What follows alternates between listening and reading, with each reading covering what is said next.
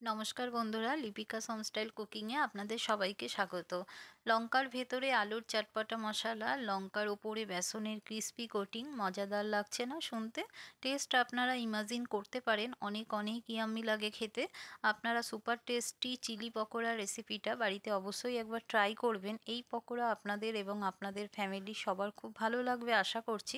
তাহলে চলুন আজকের মজাদার রেসিপি শুরু করছি।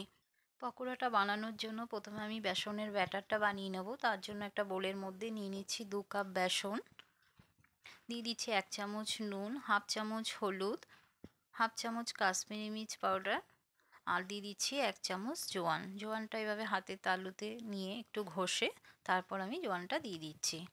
এই সময় শীতকালে জোয়ানটা খাওয়া তো এমনিই ভালো, আর বেসনের সাথে জোয়ানের কম্বিনেশনটা তো আরও ভালো। সব কিছু ভালো করে মিক্সড করে নিচ্ছি। এখন দিয়ে দিচ্ছি এখানে 1/4 চা চামচেরও কম হিং। হিংটা দিয়ে ভালো করে মিশিয়ে অল্প অল্প করে জল দিয়ে এখন একটা ব্যাটার তৈরি করে নেব। ব্যাটারটা খুব একটা গাঢ়ও হবে না, আবার একদম পাতলাও হবে না, এরকম একটা স্মুথ ব্যাটার তৈরি করে নিতে হবে। অল্প অল্প করে জল দেবো এবং ব্যাটারটা তৈরি করে নেব। ব্যাটারটা ভালো করে এইভাবে একটা হ্যান্ড উইক্সের সাহায্যে ভালো করে ফাটিয়ে নিচ্ছি। ব্যাটার যত ফাটাবেন, বেসনের ব্যাটার যত ফাটাবেন তত ফ্লাফি হবে এবং পকোড়াগুলো ক্রিস্পি হবে। ব্যাস, এখন আমি বেসনটা ফাটিয়ে রেখে দিলাম। এখন আমি এখানে এই লঙ্কাগুলো নিয়েছি, এই লঙ্কাগুলোকে বলে ভাওনগরী লঙ্কা।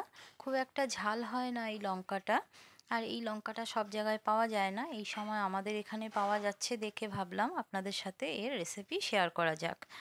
এই লঙ্কাগুলো ভালো করে ধুয়ে পরিষ্কার করে নিয়েছি। এখন গ্যাসে একটা কড়াইতে আমি অল্প জল দিয়ে দিলাম। জলটা হালকা গরম হয়ে এসছে, এখানে আমি 1 চামচ নুনও দিয়েছি। এখন জলটা গরম হয়ে গেছে, এর মধ্যে আমি লঙ্কাগুলো দিয়ে দিচ্ছি। 5 মিনিট আমি লঙ্কাগুলো একটু ভাপিয়ে নেব। এইভাবে 5 মিনিট যদি আপনারা এই লঙ্কাগুলো যদি একটু ভাপিয়ে নেন, আর এই নুন যেহেতু দিয়েছি তাতে সফট হয়ে যাবে, এবং এর যে ঝালটা, এই লঙ্কাগুলো তো খুব একটা ঝাল হয়ও না, আর এর ঝালও থাকবে না এইভাবে যদি ভাপিয়ে নেওয়া হয়। 5 মিনিট হয়ে গেছে, এখন আমি লঙ্কাগুলো একটা প্লেটের মধ্যে নিয়ে নিচ্ছি। এখন একটা মশলা বানিয়ে নেব। তার জন্য মিক্সি জারের মধ্যে দিয়ে দিলাম 1 চামচ জিরে, 1 চামচ মৌরি, 1 চামচ ধনে। আধা ভাঙা করে নেব, কয়েক সেকেন্ড ঘোরালে এটা আধা ভাঙা হয়ে যাবে।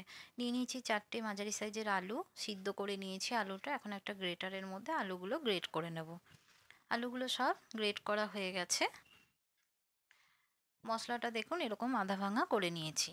গ্যাসে একটা কড়াই বসিয়ে তাতে 2 চামচ সর্ষের তেল দিয়ে দিয়েছি।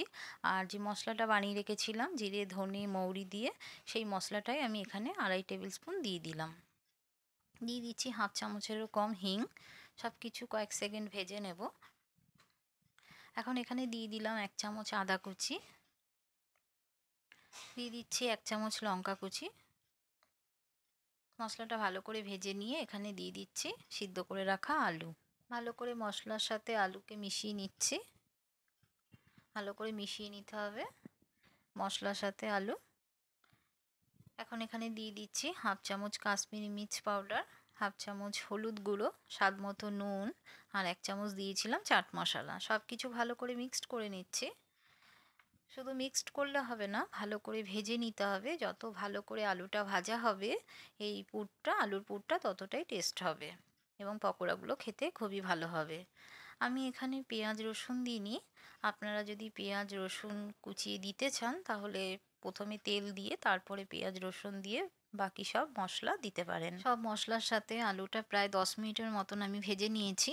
আলুটা সুন্দর ভাজা হয়ে গেছে। আর নামানোর সময় আপনারা ধনেপাতা দিয়ে দেবেন, আমার কাছে ছিল না বলে আমি দিতে পারিনি। এখন একটা প্লেটের মধ্যে আলুটা নিয়ে নিয়েছি। আর এই লঙ্কাগুলো দেখুন ভাপিয়ে নিয়েছিলাম, ঠান্ডা হয়ে গেছে।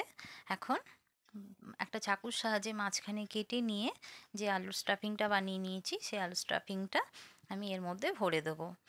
এখানে আলুর স্টাফিংটা একটু বেশি করেই দেবেন, অল্প অল্প করে দেবেন না, একটু বেশি করে দিলে এই চিলি পকোড়াগুলো খুবই টেস্টি লাগবে খেতে।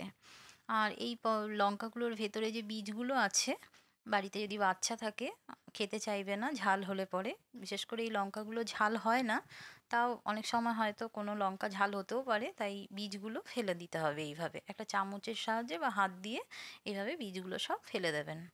ফেলে দিয়ে তারপরে আলুর যে স্টাফিংটা বানিয়ে রেখেছি সেটা এভাবে বেশি করে করে ভরে দিতে হবে।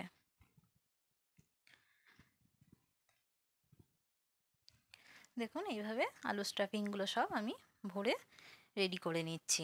আর এই লঙ্কার যে বটুগুলো রয়েছে সেগুলো ফেলবেন না, তাহলে ভাজার সময় সুবিধা হবে ভাজতে, তাই বটুগুলো আমি ফেলিনি। এইভাবে সব লঙ্কাগুলোর মধ্যে স্টাফিং ভরে আমি রেডি করে নিয়েছি একটা প্লেটের মধ্যে। এখন বেসনের মধ্যে কোট করে নিয়ে লঙ্কাগুলো এক এক করে তেলে দিয়ে দিচ্ছি। আগে থেকেই আমি গ্যাসে একটা কড়াইতে তেল দিয়ে গরম হওয়ার জন্য বসিয়ে দিয়েছিলাম। তেলটা হালকা গরম হলেই এক এক করে সব লঙ্কাগুলো বেসনে কোট করে দিয়ে দিয়েছি। লঙ্কাগুলো সব ভাজা হয়ে গেছে, এখন একটা প্লেটের মধ্যে নিয়ে নিচ্ছি। সেমভাবে আমি আরও লঙ্কাগুলো বেসনে কোট করে এইভাবে তেলের মধ্যে দিয়ে দিচ্ছি। আর বেসনে কোট লঙ্কাগুলো যখন কোট করছিলাম ওই সময়কার ক্লিপগুলো নেওয়া হয়নি, তাই আপনাদেরকে দেখাতে পারিনি, তার জন্য খুবই দুঃখিত। দেখুন পকোড়াগুলো এইভাবে লাল করে ভেজে নিয়েছি, সব পকোড়াগুলো ভাজা হয়ে গেছে। এখন নিয়ে নেব একটা প্লেটের মধ্যে, নিয়ে নিচ্ছি পকোড়াগুলো। এইভাবে সব পকোড়াগুলো ভেজে নেব। বাকি পকোড়াগুলো সব পকোড়াগুলো ভাজা হয়ে গেছে, প্লেটের মধ্যে নিয়ে নিচ্ছি। এবং একটা পকোড়া আপনাদেরকে আমি কেটে দেখিয়ে দেবো যে ভেতরটা ঠিক কীরকম হয়েছে। এই ভাওনাগরীর লঙ্কা স্বাদ এবং গন্ধ অনেকটাই ক্যাপসিকামের মতো, আর ঝাল খুব একটা হয় না, তাই এইভাবে ভেতরে আলুর স্টাফিং ভরে বেসনে কোট করে বানালে পরে কিন্তু দারুণ টেস্টি হয় খেতে।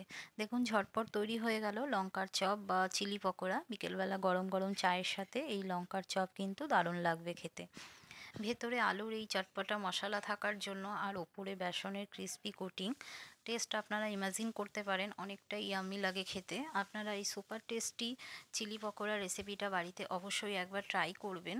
আজকের রেসিপিটা যদি আপনাদের ভালো লেগে থাকে তাহলে প্লিজ একটা লাইক, কমেন্ট ও শেয়ার করে দেবেন এবং আমার চ্যানেলটা সাবস্ক্রাইব করে আমার পাশে থাকবেন। আজকে তাহলে এখানেই শেষ করছি, দেখা হবে নেক্সট ভিডিওতে। আপনারা সবাই ভালো থাকবেন, সুস্থ থাকবেন। এইভাবে আমার পাশে থাকার জন্য আপনাদেরকে অসংখ্য ধন্যবাদ।